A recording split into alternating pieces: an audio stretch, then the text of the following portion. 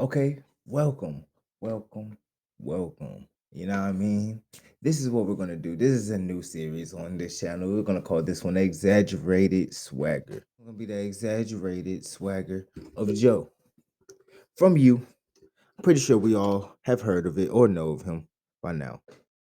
What this series is going to be explaining is the breakdown of what makes a man truly a man, what makes a woman truly a woman. Also, personality facts that give people that makes them not a bot, that makes them desirable. That exaggerated swagger is your stiz, is your confidence, the personification of I am the center of attention, and you're going to notice me. You're gonna love me, bitch. That's pretty much what exaggerated swagger is. It's like you love me, bitch. Love me, bitch. On your face. Personality trait that only certain individuals could acquire.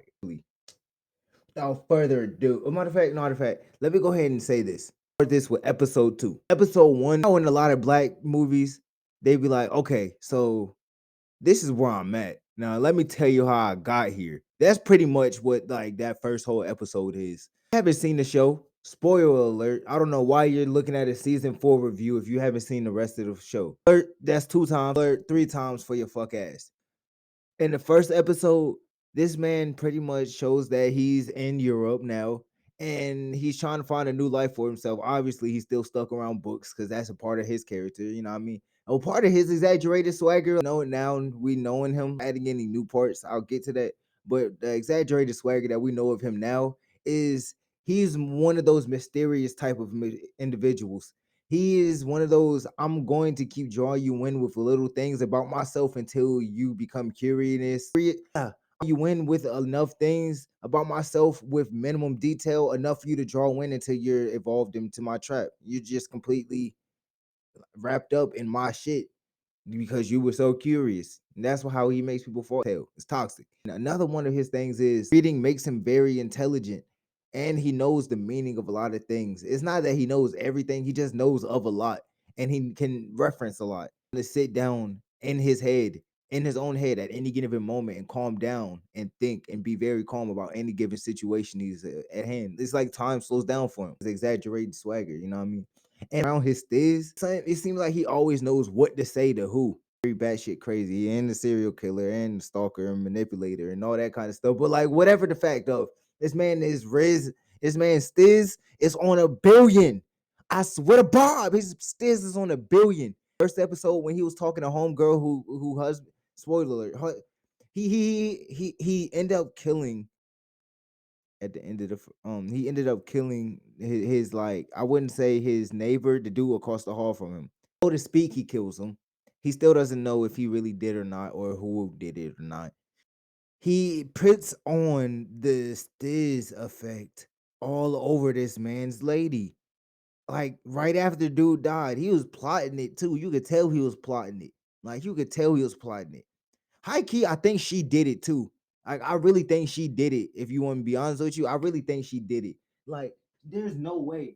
There is no way. All the signs point to her. All of them do. Like, literally. So look. This this man pretty much puts on the stiz effect on her immediately after he dies. After her dude dies, which is like wild as fuck. And we get to see like a prime example of it. Matter of fact, let me go to it right quick. Let me go to it right quick. So I'm not even gonna lie to you. Netflix is really on point with they don't want nobody sharing their movies or whatnot. We don't get the screen recording. We don't. We don't get that. We don't have that luxury. Not yet, at least. I love this new. I might do this more often. I like breaking the fourth wall like that. It makes me really feel like I'm breaking the fourth wall. You know what I mean? I'm professional. I'm talking. No, I'm in this bitch. Yeah, yeah. That's how I feel. All right. Boom. He puts the stairs on Shorty Ma, and she pretty much like, yeah, I'm not even going to tell the cops on you. Da, da, da, da. The whole time he been chasing another girl, and the backstory behind that is kind of wild. No matter of fact, I already spoiled a lot. I can go ahead and get this away. And we find out he gets all the way to Europe to try to find Shorty. He killed Love over in season 3, and he gets there, and she does not know what to think of this man. Like, he looks at him. and takes off running. I'm talking about like parkour type. Like she going off. Like she running like she's in Uncharted or in Assassin's Creed or something like that. Like she pushing niggas out the way and some more stuff. Like she's like really taking off. You know what I mean? And he ended up catching up with her and explaining everything. And she's like, yo, give a fuck how you explain it. You're still a murderer. Like, what do you mean? Black girls really don't put up with none of that shit. Thank you. Thank you for getting that right. Thank you for getting that part right. Black girls don't put up with none of that shit. Pretty much, this man is like, you know what? I'm gonna prove you wrong. And lets her go. Lets her go. And eventually he catches up with her and you know what I mean gives her a ticket to go away and whatnot. And he steals her necklace type shit, which if he focuses his mind, he could be really top notch in the world of crime. He got all the main bases. He's a good thief. He's a good stalker. He's a good murderer. He's a good like, yeah. He could clean out bodies. Like he would be perfect in the underground crime world, and he just does not see it. This man could be a billionaire. Look how fast he makes money. This is wild, bro. He is wasting his opportunities for real. But pretty much, all right. That was a tangent. Pretty much, the reason why he went there is not there no more. So like now he's just there to pretty much prove that he's a good person and get away from the life that he ran from. So he puts the stairs on this bitch, you know, and it pretty much ends from there. But he's trying to figure out who the way he figured out that he might not be the worst thing who killed her dude is because he got invited to this party by her. And he keeps getting messages mysteriously like, oh, you did a good job cleaning it up. Oh, this and that. Oh, this and that. So who the fuck did this? That means they must have killed them for real. And then that leads us into episode 2. You feel me? Ugh. That was a mouthful. I'm not even gonna hold you. That was a mouthful. But like, yeah, that was pretty much episode 1. I'm not even gonna hold you. Third time's the charm, right? How would it, folks? Okay, so look. I'm gonna come in right here and tell you the time jump. So everybody pay attention to the screen and look at the time jump. And this is where I give my summary on whichever part of episode 2 it is. All right, and then catch me back at the end of that part. We just saw his character relapse, reform, and restructure, all within the same like. We're just gonna look at his demeanor, how he plays out this scene of him. People are gonna look at his swagger before the height of suspicion towards him. This is how he feels when he knows he's guilty at the moment, or he has a feeling of people can look at him as guilty. We're gonna look at how he reacts to that. We're gonna look at the aftermath of it, and let's see if he can stay calm and not panic out.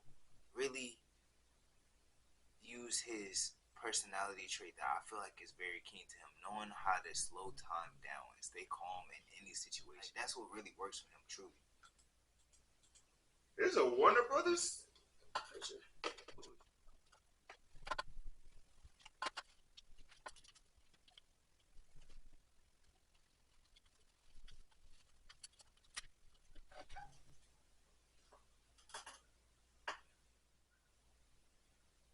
He like is extremely good at staying calm and like taking his time to answer questions, taking his time to react.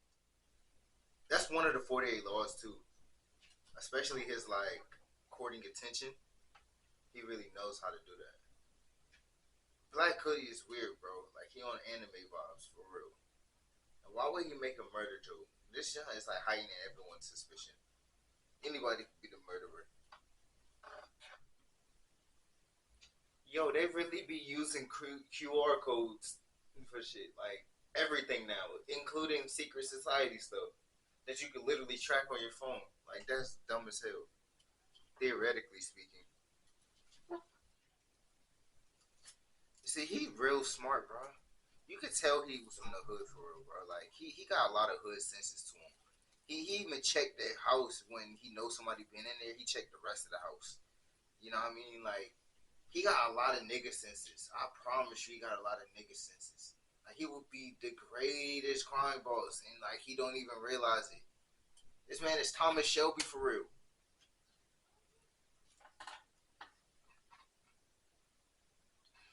Yo, this man is hella analytical. Look, even now he's suspecting her. That's what I was expecting. But now I know it's not going to be her because that would have been too easy. Like, it's never the first person you suspect. And if it is, he's going to go through like a list of people. If he goes through at least like three other people, it's going to be her. But if he stops here, then it's not going to be her. Why does she look extremely like look?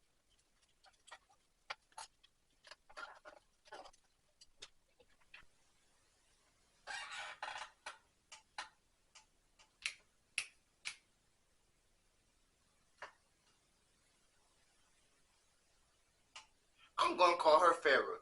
I don't know why, but her name is Farrah to me right now. You feel me? And she's spitting. It's always the little passive aggressive girls. It's always the little passive aggressive girls, bro. That just got a little sweet spot with me. My girl talking to me spicy like that. But like, girl, you better stop before you come around and get some. Yeah, you know what I mean. She's basically telling the whole script right now. Like, pretty much, she telling the whole script right now.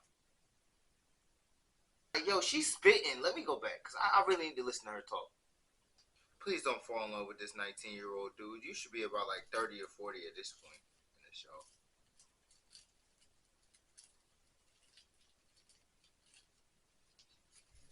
Sleeps for the rich. There are no coincidences. All motive is boiled down to sex, money, or revenge. The first suspect is usually the second victim. Oh my gosh, I told you it was going to be her. I knew it was going to be her.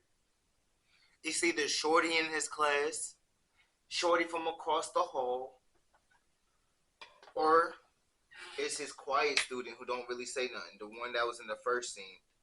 Oh yeah, I didn't show the first episode, but like the first episode was like it showed his class around, and it was this one girl who was kind of quiet and reserved, but they spotlighted her. It's probably her. I mean, drinking at 10 a.m. ain't that bad, depending on what you're drinking and how much of it.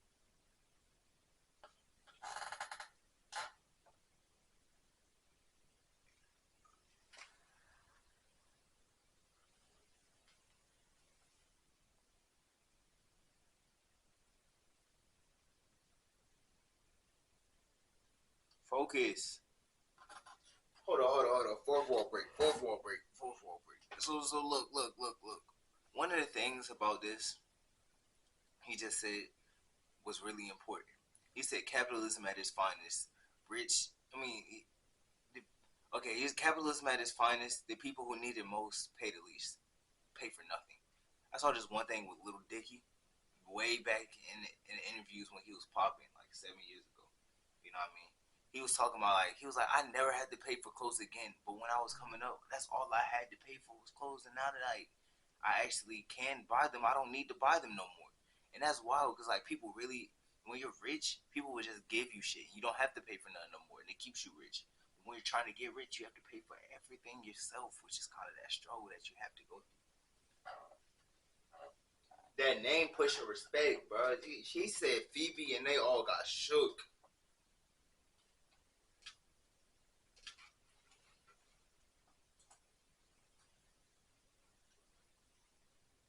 All right, so about 15 minutes in the episode two, right? About 15 minutes in episode two, we can already see a lot of, I wouldn't say it's exaggerated swagger, but we can see a lot of his swagger appearing to come to, we can see a lot of his swagger appearing in certain places right now.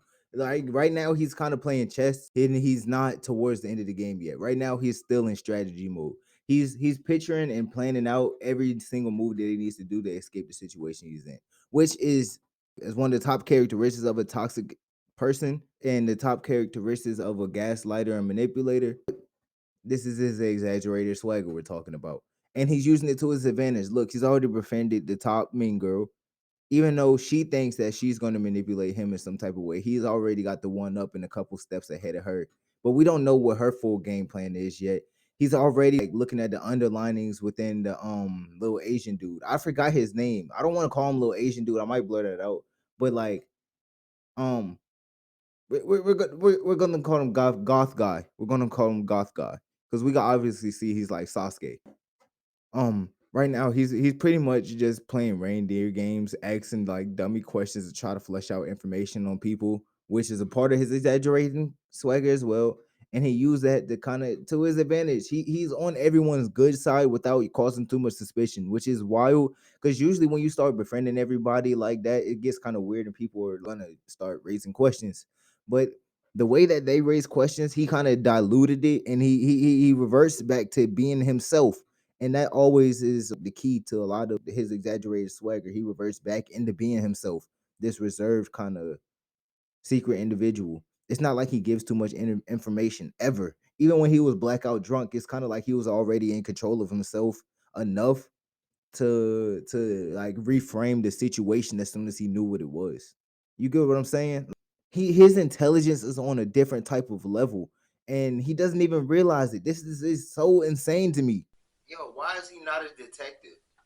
Look how easily he finds information. Like he really be going through people's shit, and he knows exactly where to look, bro. How do you find a sleeping cartridge under the lamp? Let's see how fast say he so. Thinks on boom. His feet. All right. So here's another time jump. So go ahead and I'm gonna go. Yeah, hold up. Boom. Look down there, and you're gonna see the time jump. Mm. He's very look at it, bro. Exaggerated fucking swagger. Why? Hold on, pause. Why does he keep putting the max on this 19-year-old low key? He's about 40. Feel me? That keeps tweaking with me.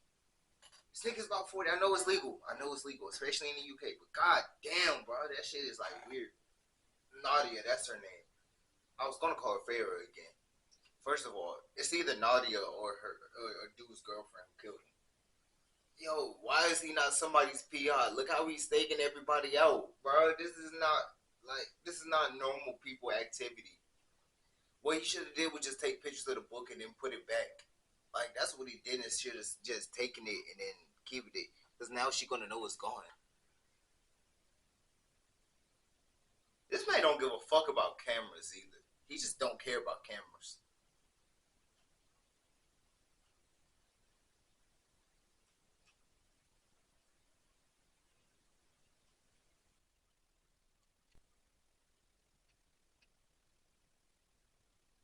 Pause. Yo, hey, what the fuck? This is moving too fucking fast for me. Hold on. Give me a second. What? We go from gambling to staking him out again to following him into a closet, almost finding a mystery, thinking it's connecting to some type of debt, it's some type of like inside ring. Open the door, he's getting pissed on. No.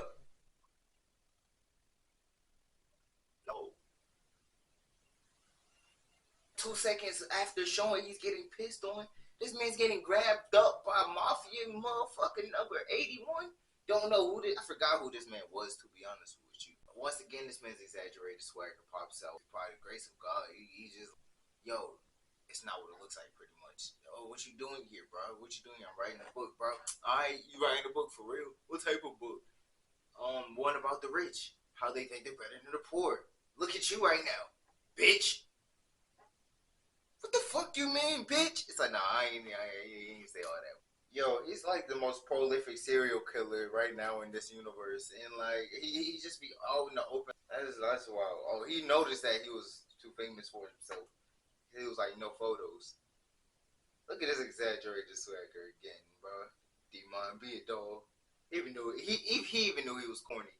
Look how he even keep his beard trimmed in his hair. You know what I mean? The rule. I know I don't got a show right now, but the rule is messy hair, clean beard. Clean beard, messy hair. Messy beard, clean hair.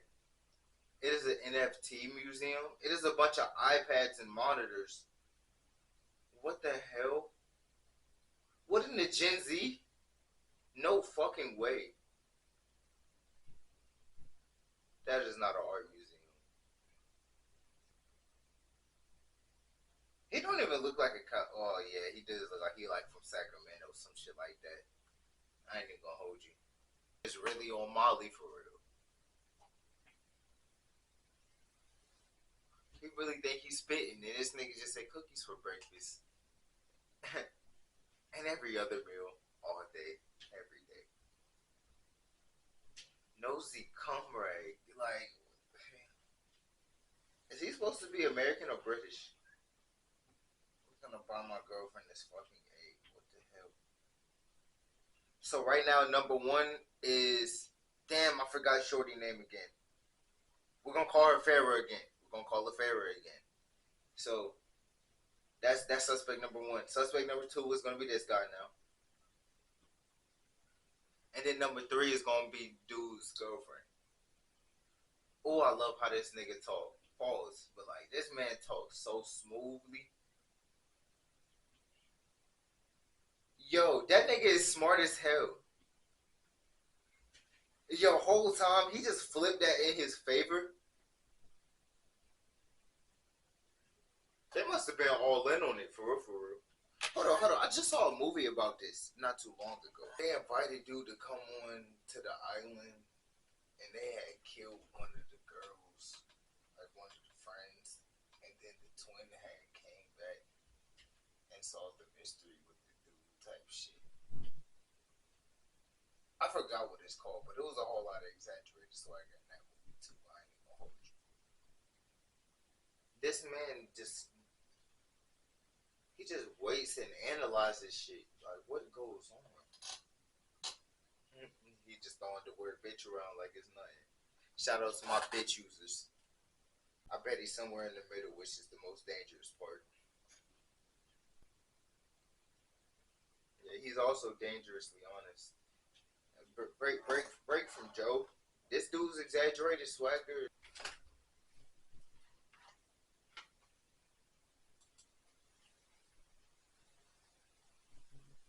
All right, so all right, so I had to hop in before like the last 5 minutes of the show.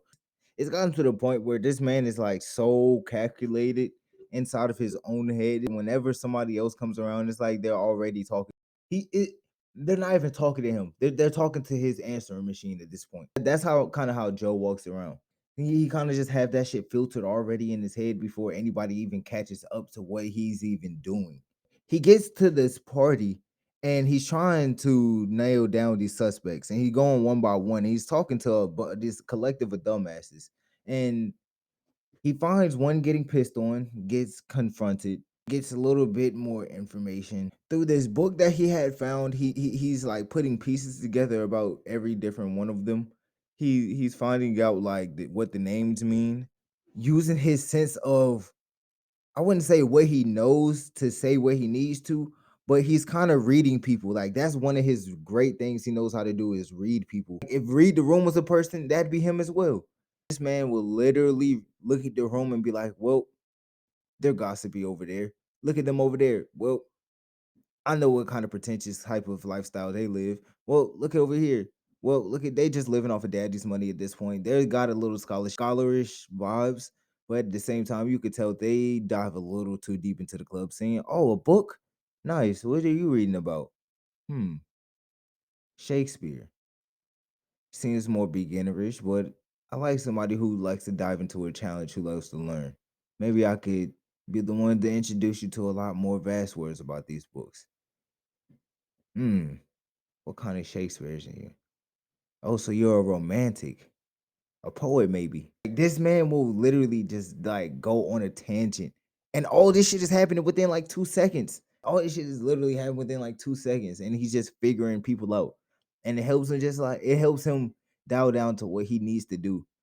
Easy work on everybody, easy work on everyone, but it is he gets to this party and it's weird as fuck because it's like an NFT party and there's screens and shit everywhere, which is just weird to me. And when he gets there, he like I said, he's going through everybody. He's talking to Piss Boy, and Piss Boy is pretty much telling him how like his version of life, and then he's telling him like I guess his ties into with the victim or whatnot. He goes off whatnot, and when he goes off, he ends up talking to this other guy. And this other guy has the exaggerated swagger of fucking Brad Pitt, or not even Brad Pitt, of the dude Chris Hemsworth. The dude plays Thor. He has that type of exaggerated swagger because his like presence and his jawline make you want to listen to him and look like, oh my god, this guy is looks important. This guy looks fucking important. And then on top of that, the way he talks, it's like he talks in a way that makes you think. He doesn't answer your questions. He reiterates his own statement. And he won't directly ask you anything, and he won't really get his point across, but he'll leave it to you'll come across what he was talking about as you talk or as you try to digest what he said. And when he's talking to this guy, one, I think he's a suspect at this point. But when he's talking to this guy, he he realizes that he can't be looking at things the way that he is, because right now he's kind of giving it the perspective of very like he's being very naive about a lot of things. Like he's being very naive about it. And right in the middle of like him coming to an epiphany, this girl comes and splatters paint all over the fucking art. You know what I mean? It was like one of the actual art pieces at that. And we get backstory on that. You know what I mean? With her and the artist that did it. And for real, he was thinking his number one suspect was the artist that did it, because they was friends. The victim and the artist was friends or frenemies, whatever the case may be. And so he thought he was a suspect, but like that was too obvious, like obviously. So like he goes and follows him and he questions him or whatnot. No, he doesn't follow him and question him. Him and the victim's girlfriend or whatnot goes and follows the girl who splattered paint on the painting, because obviously she did it for a reason. When they go and do that, he also finds more about the victim and like who could possibly be the killer. You know what I mean? Once he gets back, he's waiting outside and he's pretty much just trying to figure out what's going on. Like he's digesting the whole situation at hand. And he's waiting on the artist to come outside, and he ends up dozing off, falling asleep. And in the midst of that, he was getting messages and whatnot from the actual killer. Once it got to the point where he woke up, dude was dead. The artist was dead. And so the kill it had cut to a scene where it was showing where the killer had killed him, whatnot. And then when it flashed back, the cop cars and the ambulance and whatnot was there, and they go and find him with his ear chopped off. And he was dead. He had the same type of scene like the first one. Flash forward, they all the friends are meeting up, and this man Joe is like that shit I did in the beginning of this segment. That's exactly what he did when he came up and was talking about all the friends. So he goes out on the balcony with dude who I say got the OD exaggerated swagger, the other than Joe. And they're talking, and he's like, "Well, I ain't never really knocked the dude anyway, bro. That nigga was always a bitch ass nigga, regardless, bro. He always trying to start problems with niggas, bro. Even when he friends with you, you always want to start problems with this bitch ass nigga. Like, fuck wrong with his ass anyway. I'm kind of glad he did, bro, because he won't find in peace, bro. All I wanted to do was find peace, but he just wouldn't find peace. So shit, fuck, he got peace now, nigga. Rest in peace, nigga. He didn't really say it like that, but you get what I'm saying. Yeah, he was always a bad guy, but I never wanted him to die. I just wanted him to change his life around. And they just had this exchange where it was just like so analytical, because both of them were really like seeming like they was trying to get information out of each other and not really answering each other's questions, but at the same time giving so much answers to ask what we need to hear. And it's helping a lot put together. This whoever read it, read whoever wrote this script wrote it very well. And if they're like ad libbing this shit, just going off the head with this shit, then they're tough. Going off the head with this shit, then they're tough. Oh my god, looking at my hair, I need a haircut and need a retwist. Like my locks are doing they lock dizzle. You know what I mean? But yeah. Look at the mustache. Mustache looking hella thick too. That beard though. Mm, beard make me want to lick me. So look. This man, like I can't put it up here, but like it sounded like the voices just switched to narrator, like his narrator Joe voice versus like his camera screen for Joe voice. But it was just him on the screen. Like this shit was wild. Like hold on. I heard it, I was like, hold up, he's still there though. I was like, look, dramatic music, narration Joe, regular Joe. Hmm. Look, narrator Joe. What the fuck? That shit was weird as hell. Oh my gosh, why are you making it about her? Oh my gosh, she's about to fall for this little bitch. Oh my gosh. Why is she about to fall for this little bitch? Like, she too young for you, sir.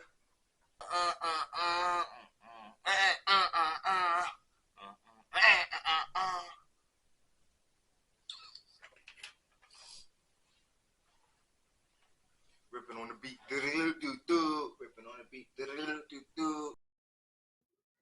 All right, so concluding episode 2, this is pretty much what went down. You know what I mean? The last few minutes. So my two prime suspects ended up, well, two of my three, but my original two suspects really came into light. You know what I mean? First thing first, the girlfriend was acting really shady when she was talking to Joe, and it was like she was occurring in the right places at the right time all of the time. And when she was on the phone talking to Shorty Girl, it was like she was acting fake in public. She cared about her in private. That's wild, because don't shit on me in public and act be like you care about me in private. My G, what you do in public is gonna get you fucked up in private, and then we really gonna have to act lovey dovey and try to make it up. Like, fuck is wrong with you? And they both girls. My G, what the fuck is wrong with these? I don't know what kind of energy I just got right now, but I like it. Damn, my locks is really doing they lock dizzle. Like I like that. I like that. Yes, Dickums. She was acting very, very, very shady. I don't know. Like she was just acting shady over the phone. Like it was just wild to me. And then damn it, I keep forgetting her name. I gotta call her Farrah again. She was acting hella shady when she was talking to Joe in the library, because it was she was talking about Malcolm like she knew he was dead. Like she was really talking about, like, she got hella exaggerated swagger too. I like the way she talked. She's like hella passive aggressive. She's aggressive because she's very assertive with the way that she talks. Because she knows what she says and she means it, and she's gonna make sure that you know what she says and you know that she means what she says. But at the same time, she's a little bit like mysterious and cryptic with the way with the way that she talks. Like she makes it so that it's not as easy to understand as what you say. You got to really try to understand her. And then that if you really make the wrong move, you're gonna feel it because she's gonna let you know, and it's not gonna feel good. Like she's very passive aggressive. It's kind of cute. I ain't gonna lie to you. I'm young enough. Joe not young enough. I'm young enough. You know what I mean? Matter of fact, I'm gonna wink this way to that one. You know, that way to that one. Yeah. So look. She was really just talking like hella wild, and then when she was talking about how she was writing the book, and then now she asking Joe to read it, and knowing Joe writing the book, I feel like she's using that tactic to get closer to him because she knows that he's suspicious. You know what I'm saying? You know what I'm saying? Saying what I'm saying? What I'm saying? Saying no Super Saiyan, no Goku saying world saying like it's like nah. I had to hit my spaz button for a second.